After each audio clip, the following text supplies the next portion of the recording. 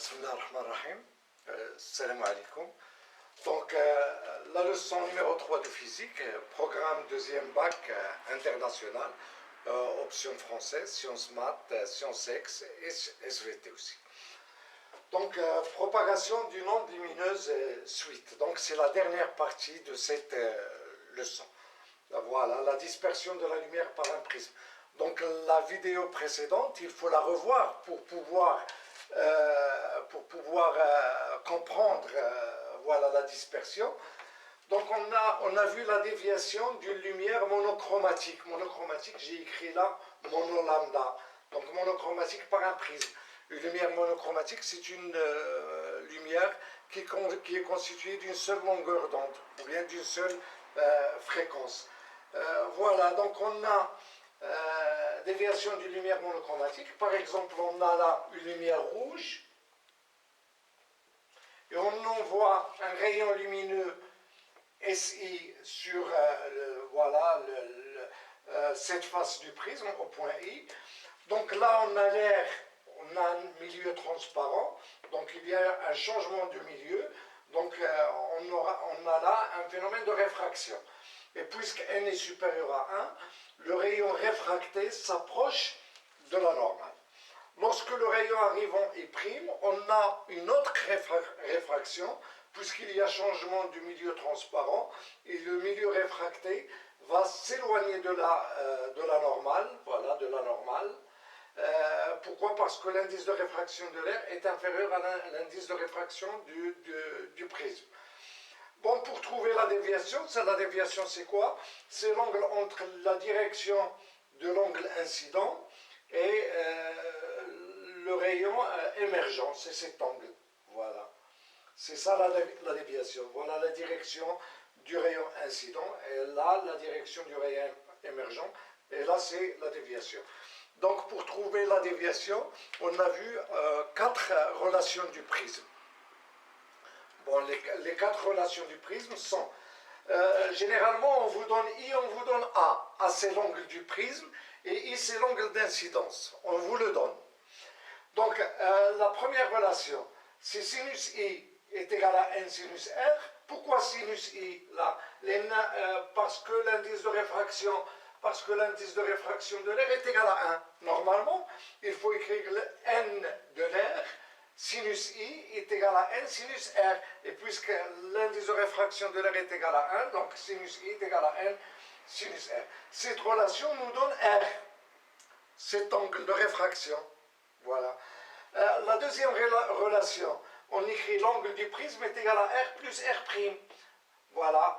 R, on l'a trouvé. Donc, cette relation nous donne R', puisque A est connu. Donc, lorsqu'on a R', on applique la loi de Descartes en I', à savoir N sinus R' est égal à 1 sinus I', est égal à sinus I'. Et lorsqu'on trouve I', on écrit la déviation, ça on l'a déjà vu, la vidéo précédente, D est égal à I plus I' moins A. Bon, je vais vous laisser le lien de la vidéo précédente pour pouvoir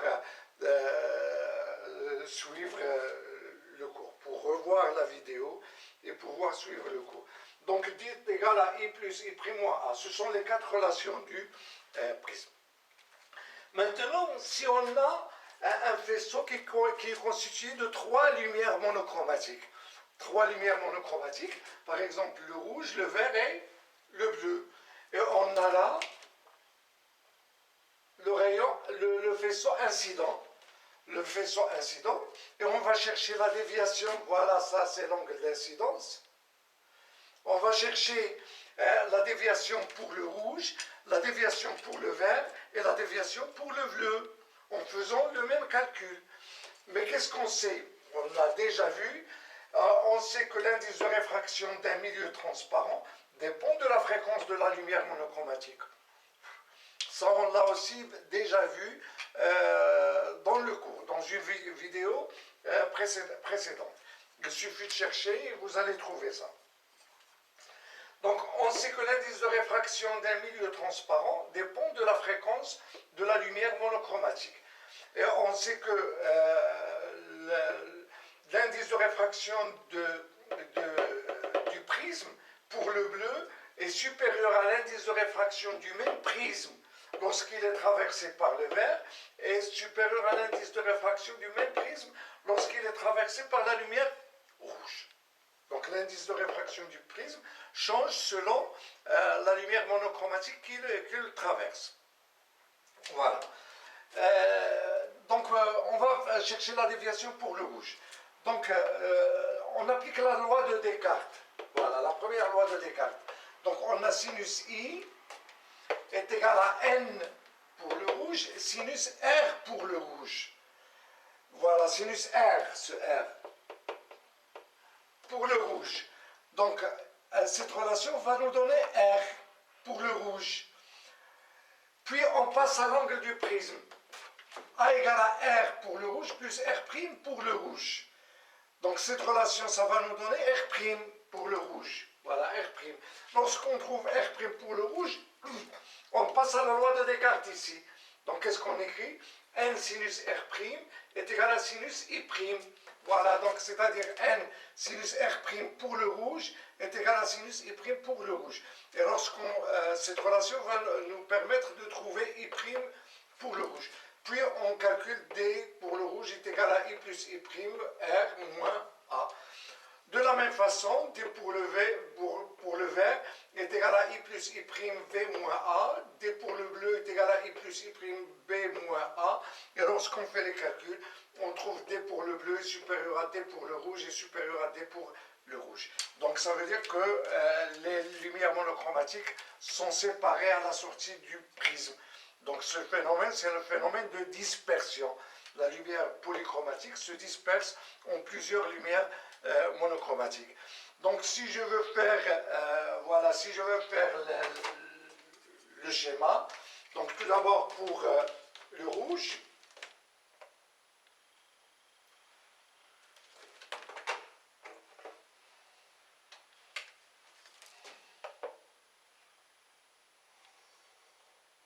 voilà pour le rouge.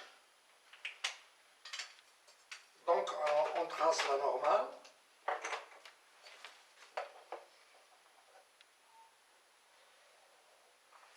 Voilà.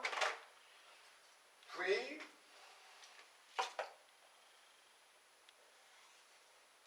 voilà. Donc pour le vert,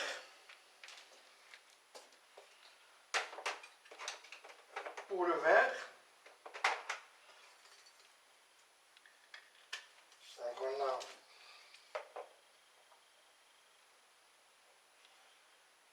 voilà, la normale.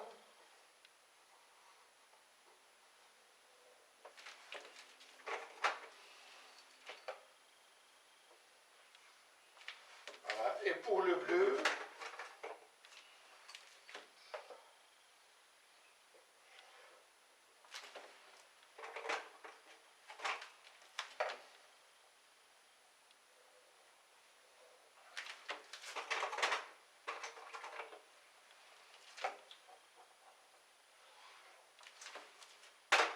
voilà, donc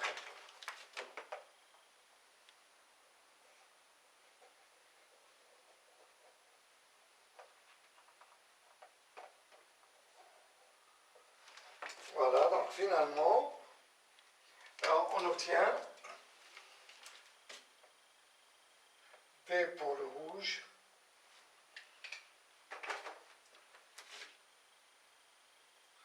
D pour le violet,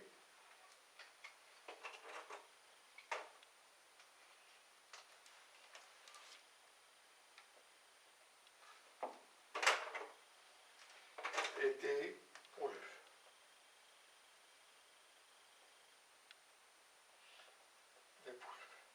Voilà, donc on voit bien que les faisceaux ou bien les rayons monochromatiques se séparent. Donc ce phénomène, c'est ce phénomène de dispersion. Donc ainsi se termine cette vidéo, donc se termine cette leçon sur la propagation d'une onde lumineuse. Voilà, donc si vous aimez le contenu de cette vidéo, faire j'aime, partager la vidéo et s'abonner